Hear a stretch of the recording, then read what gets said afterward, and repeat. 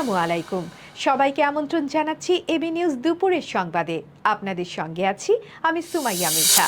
চট্টগ্রাম বিশ্ববিদ্যালয় শিক্ষার্থী ও স্থানীয় বাসিন্দাদের মধ্যে সংঘর্ষের ঘটনায় বিশ্ববিদ্যালয় কর্তৃপক্ষ রোববারের সব পরীক্ষা স্থগিত ঘোষণা করেছে। প্রশাসনের পক্ষ থেকে জানানো হয়েছে, শিক্ষার্থীদের নিরাপত্তা ও সামগ্রিক পরিস্থিতি বিবেচনায় এই সিদ্ধান্ত নেওয়া হয়েছে। পরিস্থিতি স্বাভাবিক হলে পরীক্ষার নতুন তারিখ জানানো হবে। ঘটনার সূত্রপাত শনিবার গভীর রাতে দর্শন বিভাগের এক নারী শিক্ষার্থী বিশ্ববিদ্যালয়ের ২ নম্বর গেট সংলগ্ন ভাড়া বাসায় প্রবেশের সময় ভবনের দারোয়ানের সঙ্গে বাকবিতণ্ডায় জড়িয়ে পড়েন। এক পর্যায়ে দারোয়ান তাকে শারীরিকভাবে আঘাত করেন। খবর পেয়ে কয়েকজন শিক্ষার্থী ঘটনাস্থলে গিয়ে দারোয়ানকে ধরার চেষ্টা করলে পরিস্থিতি উত্তপ্ত হয়ে ওঠে। পরে স্থানীয় বাসিন্দারা মসজিদের মাইকে ঘোষণা দিয়ে জড়ো হয়ে শিক্ষার্থীদের উপর হামলা চালান। অন্যদিকে শিক্ষার্থীরাও বিশ্ববিদ্যালয়ের সোহরাওয়ার্দী হলের মসজিদের মাইকে ঘোষণা দিয়ে সংঘর্ষে অংশ নেন। ধাওয়া পাল্টা ধাওয়া ও ইট পাটকেল নিক্ষেপের ঘটনায় অন্তত ৫০ শিক্ষার্থী আহত হন, যাদের মধ্যে প্রায় ২০ জনকে চট্টগ্রাম মেডিকেল কলেজ হাসপাতালে ভর্তি করা হয়েছে। বিশ্ববিদ্যালয়ের প্রক্টর জানিয়েছেন, সংঘর্ষের সময় বিভিন্ন ফ্ল্যাটে আটকে পড়া শিক্ষার্থীদের উদ্ধার করা হয়েছে। ঘটনাটি নিয়ে উপাচার্যের নেতৃত্বে জরুরি বৈঠক চলছে, যেখানে স্থানীয় জনপ্রতিনিধি ও আইন শৃঙ্খলা বাহিনীর প্রতিনিধিরা উপস্থিত আছেন। নিরাপত্তা পরিস্থিতি নিয়ন্ত্রণে আনতে সংশ্লিষ্ট গোয়েন্দা সংস্থাকেও অবহিত করা হয়েছে। বিশ্বের শীর্ষ ১০০ বন্দরের তালিকায় চট্টগ্রাম বন্দরের অবস্থান এক ধাপ অবনতি হয়ে ৬৮তম স্থানে নেমে এসেছে। লন্ডন ভিত্তিক সামুদ্রিক বাণিজ্য বিষয়ক প্রকাশনা কর্তৃক প্রকাশিত সর্বশেষ প্রতিবেদনে দেখা যায়, ২০২৪ সালে দেশের প্রধান সমুদ্র বন্দরটি ৩২,৭৫,০০০ 20 ফুট সমমানের কন্টেইনার TEU হ্যান্ডলিং করেছে, যা আগের বছরের তুলনায় ৭.৩৭% বেশি। ২০২৩ সালে এই সংখ্যা ছিল ৩০,৫০,০০০ TEU।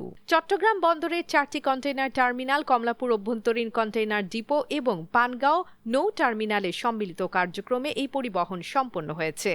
তবে কন্টেইনার হ্যান্ডলিং বৃদ্ধির পর ও বৈশ্বিক র্যাঙ্কিংয়ে পিছিয়ে পড়ার কারণ হিসেবে বিশেষজ্ঞরা উল্লেখ করছেন অন্যান্য দেশের বন্দরগুলোর তুলনামূলক দ্রুত প্রবৃদ্ধি।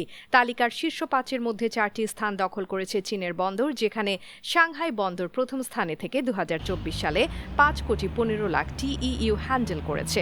অন্যদিকে কক্সবাজারে নদী বা পরিবেশ দূষণের সঙ্গে কোনো হোটেল, রিসোর্ট বা প্রতিষ্ঠান জড়িত প্রমাণিত হলে কেবল জরিমানায় সীমাবদ্ধ না থেকে সরাসরি প্রতিষ্ঠান বন্ধের নির্দেশ দিয়েছেন নৌ পরিবহন উপদেষ্টা ডক্টর এম সাখাওয়াত হোসেন। তিনি স্পষ্ট করে জানান, দেশের প্রধান পর্যটন নগরীর প্রাকৃতিক পরিবেশ ও জীববৈচিত্র্য রক্ষায় কঠোর ব্যবস্থা গ্রহণ অপরিহার্য। শনিবার ৩০ অগস্ট কক্সবাজারের হিলটপ সার্কিট হাউসের সম্মেলন কক্ষে বাঁকখালী নদী দখলমুক্ত করার লক্ষ্যে সমন্বয় সভা শেষে সাংবাদিকদের সঙ্গে আলাপকালে তিনি এই নির্দেশনার কথা জানান। এখানে যে হোটেলগুলো আছে, যে হোটেলগুলোর নদী দূষণ করছে, আমাদের পরিবেশ মন্ত্রণালয় থেকে শুধুমাত্র ফাইন করা হয়। আমি বলেছি শুধু ফাইন করলে হবে না, 1-2টা করে বন্ধ করে দিতে হবে। কারণ বছরের পর বছর তারা ফাইন দিয়ে যাচ্ছে। 2 লক্ষ 4 লক্ষ টাকা ফাইন দিতে কোনো অসুবিধা নেই।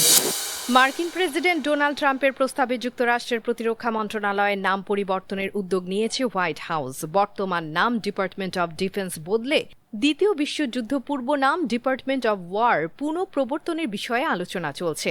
ওয়াল স্ট্রিট জার্নালের তথ্য অনুযায়ী সরকারের সবচেয়ে বড় এই দপ্তরের নাম পরিবর্তনে কংগ্রেসের অনুমোদন প্রয়োজন হতে পারে, তবে বিকল্প উপায়ে তা কার্যকর করার পথ খুঁজছে প্রশাসন।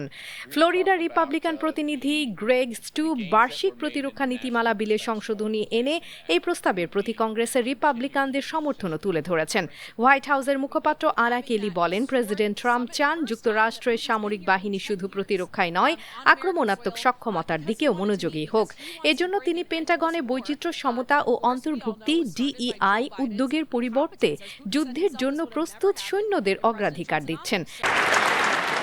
ট্রাম্পের মতে পুরনো নামের শক্তিশালী ধ্বনি রয়েছে এবং ইতিহাসে এই নামের অধীনে যুক্তরাষ্ট্র বহু যুদ্ধে জয়ী হয়েছে। তিনি মনে করেন এই পরিবর্তন সামরিক বাহিনীর আক্রমণাত্মক ভাবমূর্তি পুনর্গঠনে সহায়ক হবে। চীনের বিজ্ঞানীরা ইয়াংসি নদীর শেষ বৃহৎ জলজ প্রাণীগুলোর একটি ফিনলেস পর্পওয়েজ সংরক্ষণের জন্য দীর্ঘমেয়াদী ও কঠোর প্রচেষ্টা চালিয়ে যাচ্ছেন। নদী ও আশপাশের জলাশয়ে সব ধরনের মাছ ধরা সম্পূর্ণ নিষিদ্ধ হওয়ায় এই উদ্যোগে গতি এসেছে। ইয়াংসি নদীর জীববৈচিত্র্য একসময় সমৃদ্ধ হলেও ২০০২ সালে শেষ পরিচিত রিভার ডলফিন বা বাইজির মৃত্যু এবং পরের বছর বিরল প্যাডেল ফিশের বিলুপ্তি নদীর পরিবেশগত সংকটকে স্পষ্ট করে তোলে। প্যাডেল ফিশের শরীরে রেডিও ট্যাগ লাগানো থাকলেও মুক্তি দেওয়ার পর সেটি আর কখনো দেখা যায়নি। বর্তমানে বিজ্ঞানীদের প্রধান লক্ষ্য হল ফিনলেস পরপুয়েসকে একই পরিণতি থেকে রক্ষা করা। অধ্যাপক ওয়াং শি জানান, এটি নদীর একমাত্র অবশিষ্ট শীর্ষ স্তরের শিকারী প্রজাতি, যার সংখ্যা নদীর সামগ্রিক বাস্তুতন্ত্রের স্বাস্থ্যের সূচক হিসেবে বিবেচিত হয়। এই প্রজাতির বৃদ্ধি মানে নদীর পরিবেশ পুনরুদ্ধারের ইতিবাচক ইঙ্গিত। সব ধরনের মাছ ধরা বন্ধের প্রস্তাব প্রথম দেন 2006 সালে চাইনিজ একাডেমি অব সায়েন্সেসের অধ্যাপক কাও ওয়ানজুয়ান। দীর্ঘ আলোচনার পর প্রায় 5 বছর আগে 10 বছরের জন্য এই নিষেধাজ্ঞা কার্যকর হয়।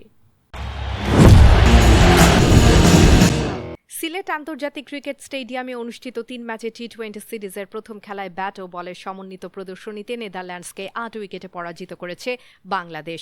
এই জয়ে লিটন দাসের নেতৃত্বাধীন দল 1-0 ব্যবধানে সিরিজে এগিয়ে গেল। টস হেরে আগে ব্যাট করতে নেমে নেদারল্যান্ডস নির্ধারিত 20 ওভারে 8 উইকেটে 136 রান সংগ্রহ করে। দলের পক্ষে সর্বোচ্চ 26 রান আসে তেজান নিদামানুরুর ব্যাট থেকে। বাংলাদেশের পেস আক্রমণে নেতৃত্বে থাকা তাসকিন আহমেদ 4 ওভারে 28 রান দিয়ে 4 উইকেট স্বীকার করে ম্যাচের সেরা বোলার হিসেবে নিজেকে প্রমাণ করেন। জবাবে 13.3 ওভারে মাত্র 2 উইকেট হারিয়ে লক্ষ্যে পৌঁছে যায় বাংলাদেশ। লিটন দাস মাত্র 26 বলে 50 পূর্ণ করে অপরাজিত 54 রানে ইনিংস শেষ করেন। 4-এ নেমে সাইফ হাসান 19 বলে অপরাজিত 36 রান করে দলের জয় নিশ্চিত করেন। এবার ফুটবলের খবর। সান্তিয়াগো বার্নাব্যুতে লা লিগার উত্তেজনাপূর্ণ লড়াইয়ে 3টি গোল বাতিলের ধাক্কা সামলেও 2-1 ব্যবধানে জয় তুলে নিয়েছে রিয়াল মাদ্রিদ। ম্যাচে কিলিয়ান এমবাপ্পে 2 বার অফসাইডের ফাঁদে পড়ে গোল হারান, আর আর্দা গুলারের একটি গোল বাতিল হয় হ্যান্ডবলের কারণে। তবুও ভিনিসিউস জুনিয়র ও গুলারের নৈপুণ্যে টানা তৃতীয় জয়ে পূর্ণ 3 পয়েন্ট নিশ্চিত করেছে লস ব্লাঙ্কোস। ম্যাচের শুরু থেকে আক্রমণাত্মক ছিল স্বাগতিকরা। চতুর্থ মিনিটে ওরি লিয়ে চুয়ামেনির দূরপাল্লার শট লক্ষ্যভ্রষ্ট হয়। অল্প সময় পর এমবাপ্পে বল জালে পাঠালেও ভিডিও অ্যাসিস্ট্যান্ট রেফারি VAR অফসাইডের সিদ্ধান্ত দেন। এর মধ্যেই 18 মিনিটে কর্নার থেকে ভেদাত মুরিকির প্রচেষ্টা রিয়ালের জালে প্রবেশ করে মায়োরকাকে এগিয়ে দেয়। 37 মিনিটে আলভারো কারেরাসের ক্রস থেকে ডিন হুইটসেনের হেডে বল পেয়ে কাছ থেকে হেডে গোল করেন গুলার। সমতায় ফেরে রিয়াল। মাত্র 1 মিনিট পর ভিনিসিউস ড্রিবলিং করে দলকে এগিয়ে দেন 2-1 ব্যবধানে। দর্শক, এতক্ষণ আমাদের সঙ্গে থাকার জন্য ধন্যবাদ। আপনার প্রতিষ্ঠানের প্রচারের জন্য আস্থা রাখতে পারেন এবি নিউজে। যে কোনো বিজ্ঞাপন দিতে যোগাযোগ করুন স্ক্রিনে থাকা নাম্বার ও ইমেইলে। সর্বশেষ খবর পেতে চোখ রাখুন আমাদের ফেসবুক পেজ ও ইউটিউব চ্যানেলে। আমরা আছি ইনস্টাগ্রামেও। সর্বশেষ সংবাদ পেতে ভিজিট করুন আমাদের ওয়েবসাইট www.abnewsinternational.com-এ।